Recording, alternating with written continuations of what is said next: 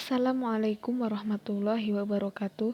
Selamat bergabung kembali bersama channel kami Baboning Primbon. Sahabat Baboning Primbon yang dirahmati Allah Subhanahu wa taala, pada video kali ini kami akan membahas tentang 19 contoh perkara yang merusak amal. Yang pertama adalah kufur, syirik, murtad, dan nifak. Wahai orang muslim, wahai hamba Allah, ketahuilah siapa yang mati dalam keadaan kafir atau musyrik atau murtad, maka segala amal yang baik tidak ada manfaatnya untuk mendekatkan diri pada Allah, seperti sedekah, silaturahim, berbuat baik kepada tetangga, dan lain-lainnya. Sebab di antara syarat takarub adalah mengetahui siapa yang didekati. Sementara itu orang kafir tidak begitu. Maka secara spontan amalnya menjadi rusak dan sia-sia. Allah berfirman, barang siapa yang murtad di antara kamu dari agamanya, maka mereka itulah yang sia-sia amalannya di dunia dan di akhirat, dan mereka itulah penghuni neraka, mereka kekal di dalamnya. Al-Baqarah ayat 217. Rasulullah Shallallahu Alaihi Wasallam bersabda, apabila orang-orang mengumpulkan orang-orang yang terdahulu dan orang-orang yang kemudian untuk satu hari dan tiada keraguan di dalamnya, maka ada penyeru yang berseru, barang siapa telah menyekutukan seseorang dalam suatu amalan yang mestinya dikerjakan karena Allah, lalu dia minta pahala di sisinya, maka sesungguhnya Allah adalah yang paling tidak membutuhkan untuk dipersekutukan. Hadis riwayat At-Tirmidzi 3154, Ibnu Majah 4203, Ahmad 4215, Ibnu Hibban 7301, Hasan. Yang kedua adalah riya. Celaan terhadap riya telah disebutkan dalam Al-Quran dan Sunnah. Firman Allah, seperti orang yang menafkahkan hartanya karena riya kepada manusia dan dia tidak beriman kepada Allah dan hari kemudian. Maka perumpamaan orang itu seperti batu yang licin dan di atasnya ada tanah, kemudian batu itu menjadilah bersih atau tidak bertanah. Mereka itu tidak menguasai sesuatu apapun dari apa yang mereka usahakan, dan Allah tidak memberi petunjuk kepada orang-orang kafir. Al-Baqarah ayat 264. Rasulullah Shallallahu Alaihi Wasallam bersabda, sesungguhnya yang aku paling takutkan atas kamu sekalian ialah syirik kecil, yaitu riya. Allah berfirman pada hari kiamat, tatkala memberikan balasan terhadap amal-amal manusia, pergilah kepada orang-orang yang dulu kamu berbuat riya di dunia, lalu lihatlah apakah kamu mendapatkan balasan bagi mereka. Hadis riwayat Ahmad 5428, 429 sahih. Maka dari itu jauhilah riya karena ia merupakan bencana amat jahat yang bisa menggugurkan amal dan menjadikannya sia-sia. Ketahuilah bahwa orang-orang yang riya adalah pertama kali menjadi santapan neraka karena mereka telah menikmati hasil perbuatannya di dunia sehingga tidak ada yang menyisa di akhirat. Yang ketiga, menyebut-nyebut sedekah dan menyakiti orang yang diberi. Allah berfirman, hai orang-orang yang beriman, janganlah kamu menghilangkan pahala sedekahmu dengan menyebut-nyebutnya dan menyakiti perasaan si penerima. Al-Baqarah ayat 264. Ketahuilah wahai hamba Allah, jika engkau mensedekahkan harta karena mengharap balasan dari orang yang engkau beri, maka engkau tidak akan mendapatkan keridhaan Allah. Begitu pula jika engkau mensedekahkannya karena terpaksa dan menyebut-nyebut pemberianmu kepada orang lain. Rasulullah Shallallahu Alaihi Wasallam bersabda, 3 orang Allah tidak menerima ibadah yang wajib dan yang sunnah dari mereka, yaitu orang yang durhaka kepada orang tua, menyebut-nyebut sedekah dan mendustakan takdir. Hadis riwayat Ibnu Abi Asim 323, At-Tabrani 7547, Hasan. Yang keempat, mendustakan takdir. Ketahuilah wahai orang mukmin, iman seorang hamba tidak dianggap sah kecuali dia beriman kepada takdir Allah, baik maupun buruk. Dia juga harus tahu bahwa bencana yang menimpanya bukan untuk menyalahgunakannya, dan apa yang membuatnya salah bukan untuk menimpakan bencana kepadanya. Semua ketentuan sudah ditetapkan dan ditulis di mushaf yang hanya diketahui Allah semata sebelum suatu peristiwa benar-benar terjadi dan sebelum dia menciptakan alam. Rasulullah Shallallahu Alaihi Wasallam bersabda, 3 orang Allah tidak menerima ibadah yang wajib dan yang sunnah dari mereka, yaitu orang yang durhaka kepada orang tua, menyebut-nyebut sedekah, dan mendustakan takdir. Yang kelima, meninggalkan sholat asar. Allah memperingatkan manusia agar tidak meninggalkan sholatul wusta atau sholat asar karena dilalaikan harta, keluarga, atau keduniaan. Allah mengkhususkan bagi pelakunya dengan ancaman keras, khususnya sholat asar. Firman-Nya, maka kecelakaanlah bagi orang-orang yang sholat, yaitu orang-orang yang lalai dari sholatnya. Al-Ma'un ayat 4 dan 5. Rasulullah Shallallahu Alaihi Wasallam bersabda, orang tidak mengerjakan sholat asar seakan-akan dia ditinggalkan sendirian oleh keluarga dan hartanya. Hadis riwayat Bukhari 230, Muslim 626. Yang keenam, bersumpah bahwa Allah tidak mengampuni seseorang. Dari Jundab radhiyallahu an, sesungguhnya Rasulullah Shallallahu Alaihi Wasallam mengisahkan tentang seorang laki-laki yang berkata, demi Allah, Allah tidak akan mengampuni fulan. Padahal Allah telah berfirman, siapa yang bersumpah kepadaku bahwa aku tidak mengampuni fulan, maka aku mengampuni fulan itu dan menyia-nyiakan amalnya. Orang yang bersumpah. Hadis riwayat Muslim 16174. Ketahuilah bahwa memutuskan manusia dari rahmat Allah merupakan sebab bertambahnya kedurhakaan orang yang durhaka. Karena dia merasa yakin pintu rahmat ilahi sudah ditutup di hadapannya, sehingga dia semakin menyimpang jauh dan durhaka hanya karena dia hendak memuaskan nafsunya.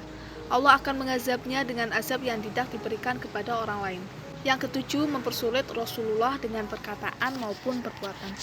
Allah berfirman, hai orang-orang yang beriman, janganlah kamu meninggikan suaramu lebih dari suara Nabi, dan janganlah kamu berkata kepadanya dengan suara keras, bagaimana kerasnya suara sebagian kamu terhadap sebagian yang lain, supaya tidak menghapus pahala amalanmu, sedang kamu tidak menyadarinya. Al-Hujurat ayat 2. Dari Anas bin Malik radhiyallahu an, tatkala ayat ini turun, maka Sabit bin Qais di rumahnya seraya berkata, pahala amalku telah terhapus dan aku termasuk penghuni neraka. Dia juga menghindari Nabi Shallallahu Alaihi Wasallam. Lalu beliau bertanya kepada Sa'd bin Mu'az, wahai Abu Amr, mengapa Sabit mengeluh? Sa'd menjawab, dia sedang menyendiri dan saya tidak tahu kalau dia sedang mengeluh. Lalu Sa'd mendatangi Sabit dan mengabarkan apa yang dikatakan Rasulullah.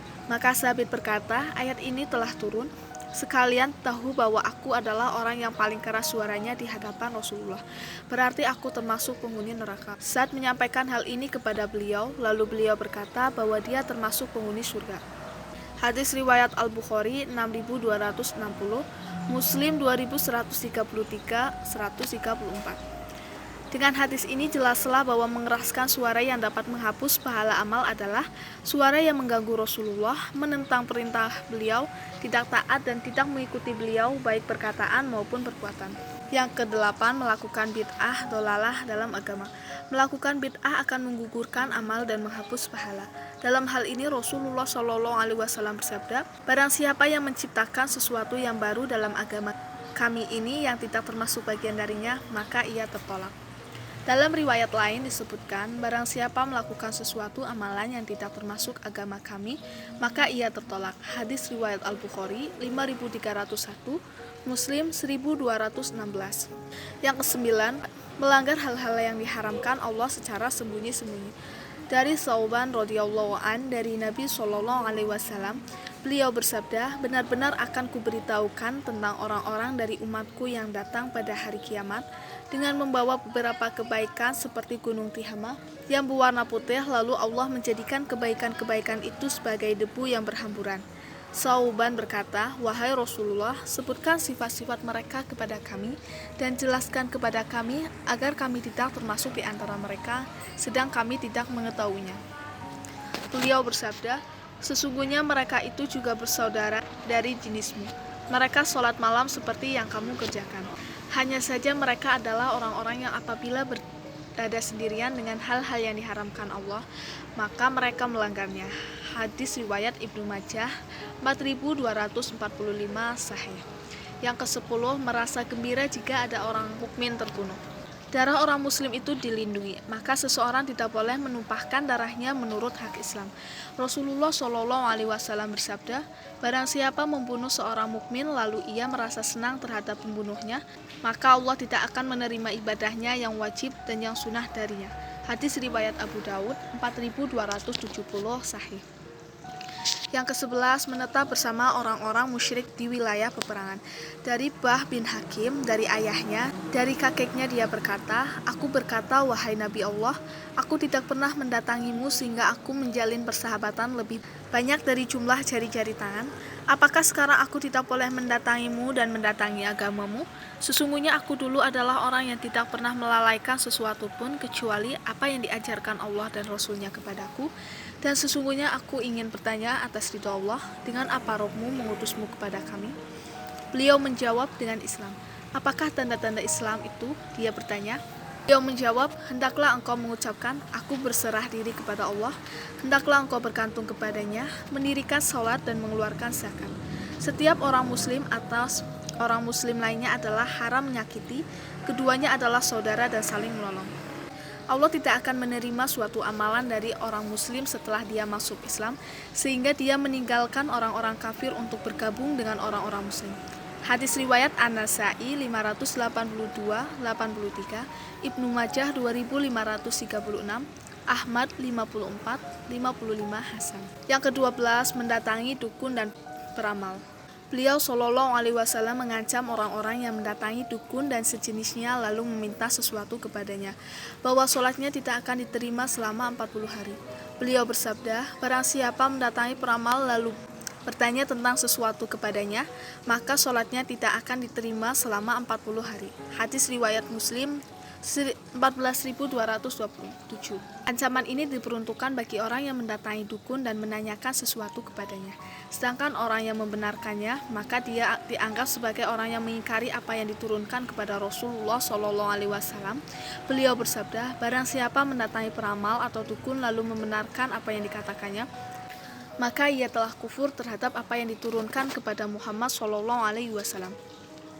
Hadis riwayat Muslim 135, Abu Daud 3904, Ahmad 2408, 476.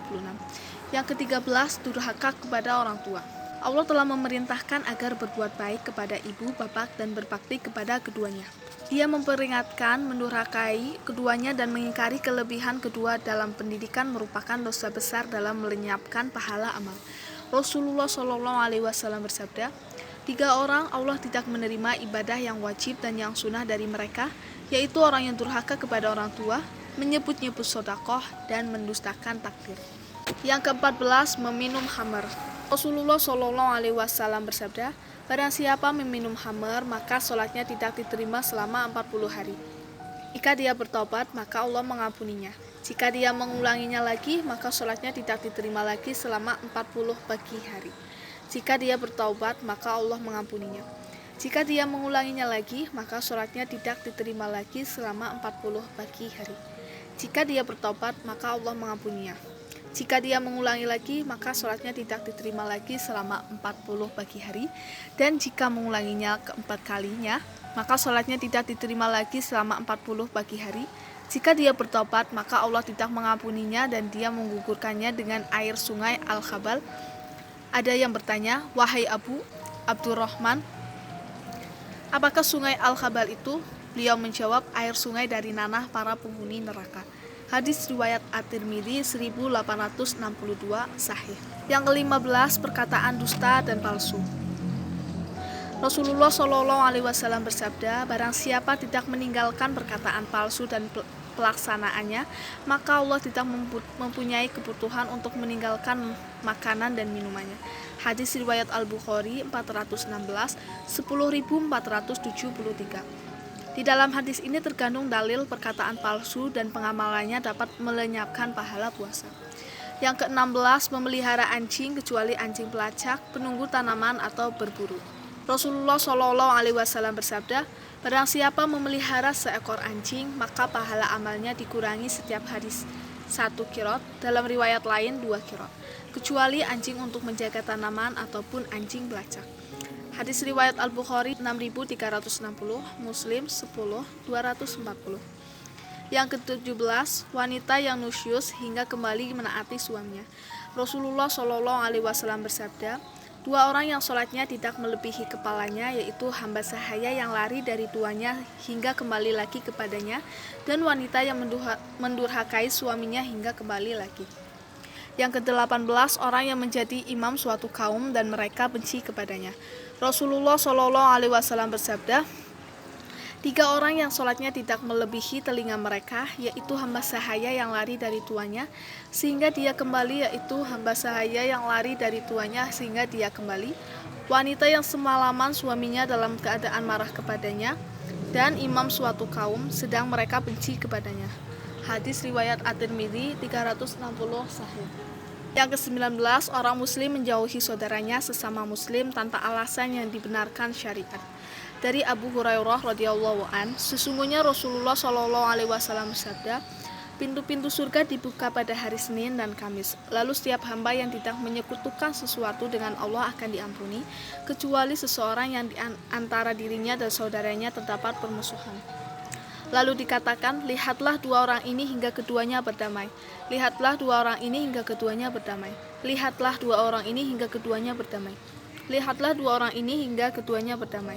Hadis riwayat Muslim 16.123. Sahabat Bebuni Primbon yang dirahmati Allah Subhanahu wa taala, demikian merupakan 19 contoh perkara yang merusak amal. Wallahu a'lam bishawab. Wassalamualaikum warahmatullahi wabarakatuh.